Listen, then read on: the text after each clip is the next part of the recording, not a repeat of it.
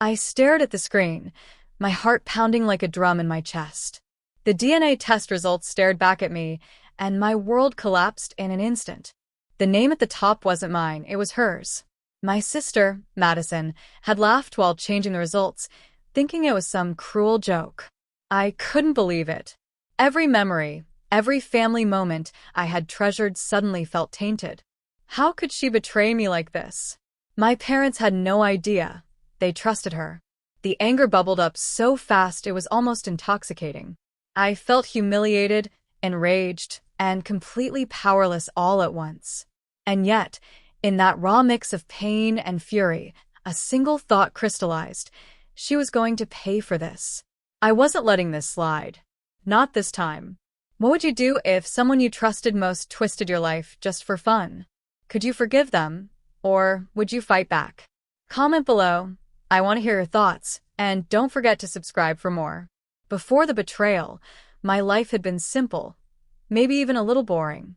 I'm Emily Carter, 28, living in a cozy apartment in Portland, working as a graphic designer. My sister, Madison, 3 years older, was always the flashy, attention-seeking one, popular in school, everyone's favorite at family gatherings. I admired her in some ways but always felt overshadowed, like my achievements never mattered.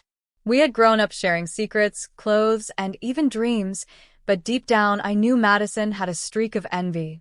Still, I never imagined she would betray me in the most personal way possible. The day I got the DNA test results, I was shaking with anticipation. I had wanted to confirm some long-standing family questions about our ancestry and health history. I opened the email and froze. The results didn't match me. They were deliberately altered. My stomach dropped. And there it was in a chat message from her. Oops, did I do that? Haha. I reread the message multiple times, hoping my eyes were playing tricks on me. But no, Madison had done it. She had deliberately changed my results and found it hilarious. My anger surged, but so did the realization. This wasn't a small prank. It was a violation of trust, an attack on my identity. I knew from that moment that my relationship with her could never go back to how it was before. From the shock and hurt, a determination began to form. I was going to confront her, but not without a plan. For days after discovering Madison's betrayal, I couldn't eat, sleep, or focus on work. Every time I saw her, that smug smile haunted me, reminding me of how she had humiliated me. I tried to act normal, to pretend nothing had happened, but inside I was boiling with anger. My friends noticed the change.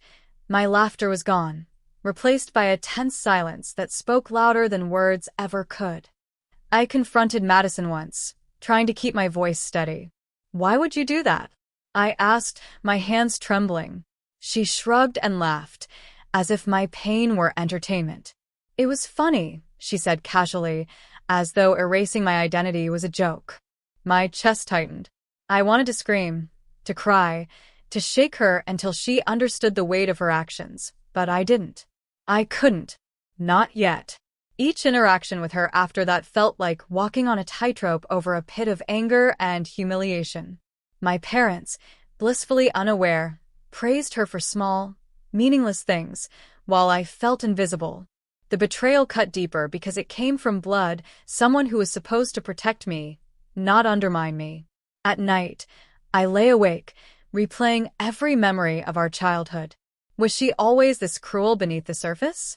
Was this the sister I thought I knew? The hurt transformed slowly into something else, an ember of determination. I couldn't let her get away with this. Not only for my own dignity, but to reclaim the control she had stolen from me. I began to think strategically, observing her habits, noting her arrogance, and imagining ways to turn her own recklessness against her. The pain didn't fade, but it sharpened my mind. Anger became a tool, humiliation became fuel, and betrayal became the blueprint for a plan. I would not confront her recklessly. I would wait. I would prepare. And when the time came, she would realize that messing with me had consequences she couldn't even imagine. I started small and silent, the way you set a trap without making a sound. I watched Madison the way I used to watch storms, patient, cataloging every predictable move. She loved posting victory snapshots on social media, bragging about family trivia and medical anecdotes like trophies. I saved her messages, screenshotted her boasts, and quietly asked a trusted lab tech friend about the chain of custody for tests. I learned how easily results could be altered if someone with access wanted to switch names. I planted tiny doubts with our relatives, casual comments about how odd the updated ancestry looked, questions about timelines that made people reread the emails. I started backing up every conversation and receipt, building a quiet dossier. I let her arrogance do the rest. Madison's habit of gloating publicly made her predictable. Every late-night note I scribbled, every recorded inconsistency I found, became another stitch in a fabric I was weaving. I didn't reveal my hand. I smiled at family dinners and let them see nothing but calm.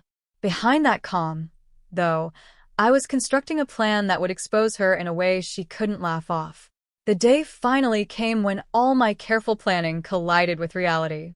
Madison was hosting a small family gathering at our parents' house, bragging about the funny mix-up she thought she had pulled with the DNA test. I arrived with a quiet confidence, carrying the evidence I had meticulously gathered over weeks, screenshots, emails, and even a recorded confession she had carelessly left in a chat. I waited for the perfect moment, during dessert when everyone was relaxed, and casually said, "Hey, remember that DNA test Madison altered?" Heads turned, curiosity peaked. Madison laughed nervously, a little too loud. I held up my phone and projected the chat messages and doctored results for everyone to see. Her smug smile froze.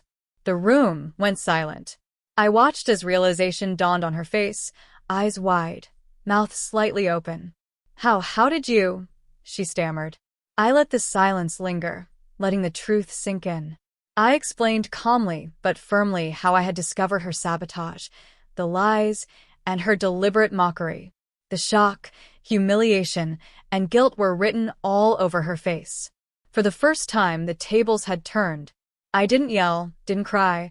I simply showed her the evidence and let it speak.